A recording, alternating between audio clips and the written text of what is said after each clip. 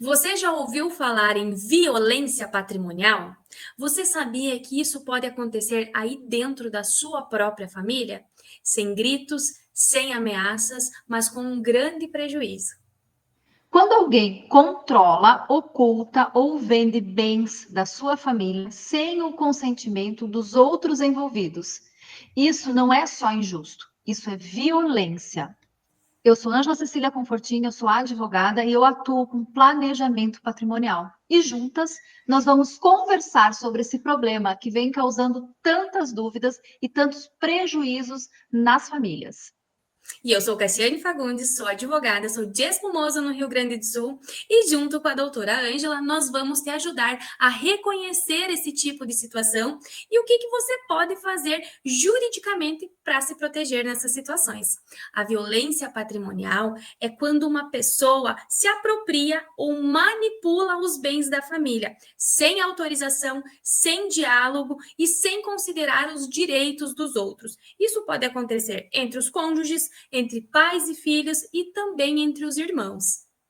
E olha só, né, doutora Cassiane, isso acontece tanto no meio urbano, principalmente entre casais, mas também acontece no meio rural. Isso é muito comum. Vamos fazer um breve diagnóstico para você entender. Por exemplo, o pai coloca uma terra ou uma parte de uma terra, né, em nome de apenas um filho. Lá nos documentos da matrícula desse imóvel, né, aparece o nome desse único filho. Né? E esse filho, ele acaba, em determinada ocasião, vendendo essa terra sem avisar os outros irmãos, né? Ou mesmo os próprios pais, porque agora a terra é dele. O pai colocou essa terra no nome dele. Isso vai gerar o quê? Desconfiança, conflito e muitas vezes acaba com a harmonia dentro da família. E essa questão, ela não é só sobre dinheiro, né? É sobre controle, é sobre autonomia, é sobre respeito na família.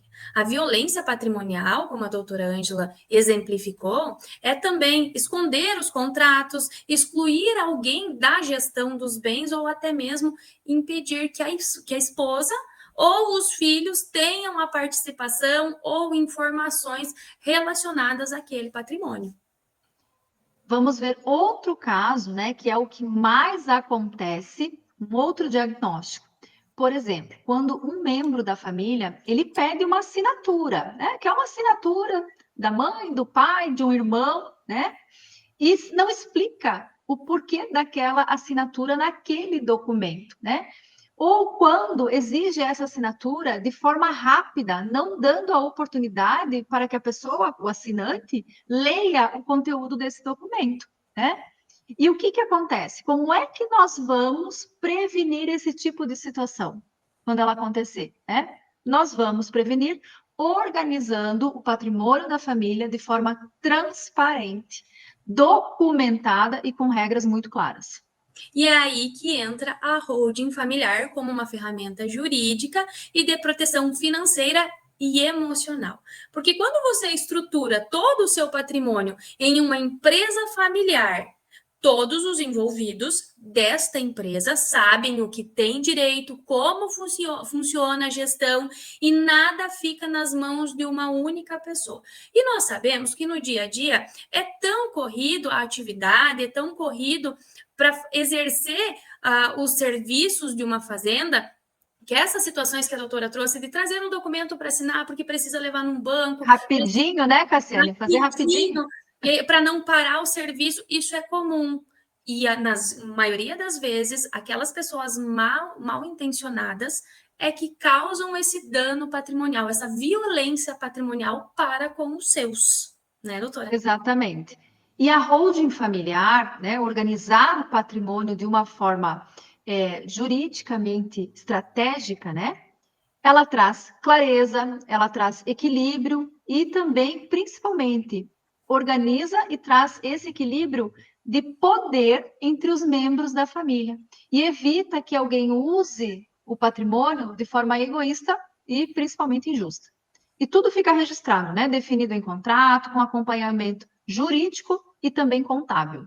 muito mais do que uma proteção patrimonial apenas aí nessa história toda, né? É uma proteção relacional. É garantir que o patrimônio continue servindo a família e não gerando conflitos. Exatamente. E se você sente, né, que na sua família há indícios desse desequilíbrio, né, no controle do patrimônio, ou se já passou por uma situação como essas que nós explicamos, né, onde essas decisões elas foram tomadas sem a sua participação, isso merece muita atenção.